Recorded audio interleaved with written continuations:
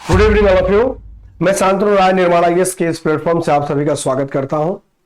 चलिए आज हम बात करेंगे कि भारतीय रुपया अमेरिकी डॉलर के मुकाबले क्यों गिर रहा है और एक एनालिसिस करेंगे कि ऐसा क्यों हो रहा है। ठीक है, तो चलिए आइए देखते हैं चर्चा में क्यों है भारतीय रुपया अमेरिकी डॉलर की तुलना में गिर रहा है। यह चर्चा में क्यों है? भारतीय रुपये का अमेरिकी डॉलर के मुकाबले विनिमय दर 85 के स्तर को पार कर गई है। इसका मतलब है कि $1 खरीदने के लिए अब 85 रुपया खर्च करने होंगे। अप्रैल 2024 में यह विनिमय दर लगभग 83 रुपए के बराबर थे। यानी कि भारत को अगर $1 खरीदना होगा अमेरिकी, तो भारतीय रुपये में उसको अब 85 रुपया देने पर हमें $1 प्राप्त होगा। यह विनिमय दर हो गया, इस बात को ध्यान रखिएगा। ठीक है, इसका मुख्य कारण क्या है कि डॉलर और भारतीय रुपये का विनिमय दर में यह अंतर आया है इतना। इसका मुख्य कारण क्या है? तो मांग और आपूर्ति का असंतुलन, भारतीय व्यापार और आयात के लिए डॉलर की अधिक मांग, वित्तीय घाटा, भारत का चालू घाटा और व्यापार घाटा, वैश्विक आर्थिक अस्थिरता, अमेरिका के केंद्रीय बैंक फेडरल रिजर्व की नीतियों और वैश्विक आर्थिक घटनाओं का प्रभाव पड़ा है। विदेशी निवेश का भी प्रभाव पड़ा है। भारत से विदेशी निवेशकों द्वारा धन की निकासी की गई है, यह भी मुख्य कारण है। मुद्रास्फीति, भारतीय अर्थव्यवस्था में महंगाई की दर डॉलर के मुकाबले रुपये को कमजोर बनाती है, तो यह भी कारण है।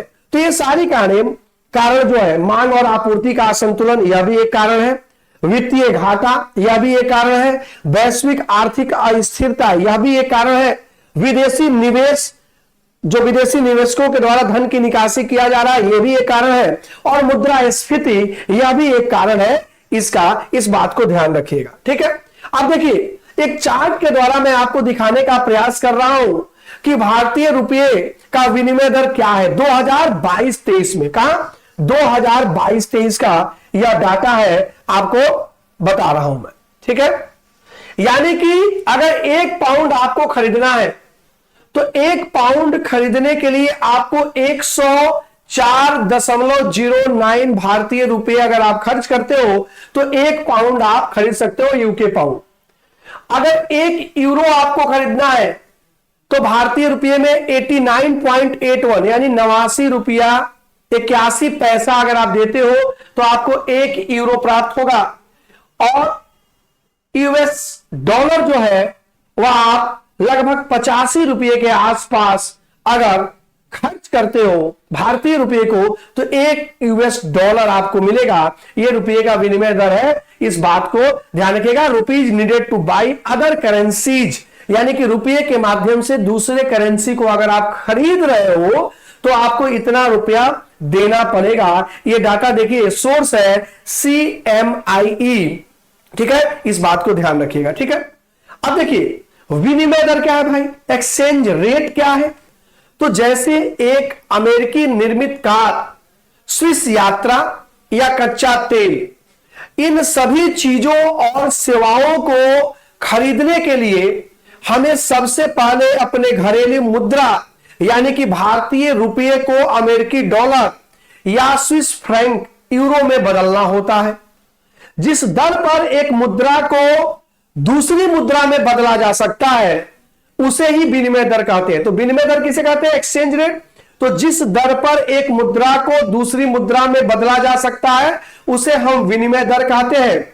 यानी कि आप सरल शब्दों में यह समझ सकते हैं कि सरल शब्दों में यह दर बताती है कि $1 यूरो खरीदने के लिए कितने रुपए की आवश्यकता होगी। यही है विनिमय दर, एक्सचेंज रेट। इस बात को ध्यान रखिएगा। अब देखिए रुपये और डॉलर की मांग को प्रभावित करने वाले कौन कौन से कारक हैं भाई? तो सामानों का व्यापार, ट्रेड ऑफ गुड्स, यानी कि सामानों के व्यापार का मुद्रा की मांग पर बड़ा प्रभाव पड़ता है। कल्पना करिए कि दुनिया में केवल 2 देश है, भारत और अमेरिका। सोचिए कि अगर 2 देश है, भारत और अमेरिका पूरे दुनिया में, तो यदि अमेरिका और भारत अमेरिका से अधिक आयात करता है, अगर अमेरिका यदि अधिक आयात करता है लेकिन अमेरिका को कम निर्यात करता है, यदि भारत अमेरिका से अधिक आयात करता है लेकिन अमेरिका को कम निर्यात करता है, तो अमेरिकी डॉलर जो है वो अमेरिकी डॉलर की मांग भारतीय रुपये की तुलना में अधिक होगी। इसका परिणाम यह होगा कि अमेरिकी डॉलर रुपये के मुकाबले मजबूत हो जाएगी और उसका विनिमय दर रुपये के मुकाबले बढ़ जाएगी। इसका मतलब है कि एक अमेरिकी डॉलर जो है, यानी एक अमेरिकी डॉलर खरीदने के लिए, अमेरिकी डॉलर जब आप खरीदते हो तो एक अमेरिकी डॉलर खरीदने के लिए क्या करना पड़ेगा? आपको अधिक रुपये देना पड़ेगा, अधिक भारतीय रुपया देने की आवश्यकता होगी। इस बात को ध्यान रखिएगा। तो रुपया और डॉलर की मांग को प्रभावित करने वाले जो कारक है, तो सामानों का व्यापार, ट्रेड ऑफ गुड्स, और सेवाओं का व्यापार, ट्रेड इन सर्विसेज, यानी कि सेवाओं के व्यापार में भी यही नियम लागू होता है कि यदि भारतीय अधिक अमेरिकी सेवाएं खरीदते हैं जैसे पर्यटन आदि, लेकिन अमेरिकी भारतीय सेवाओं को कम खरीदते हैं, तो फिर डॉलर की मांग रुपये की तुलना में क्या जाएगी? अधिक होगी।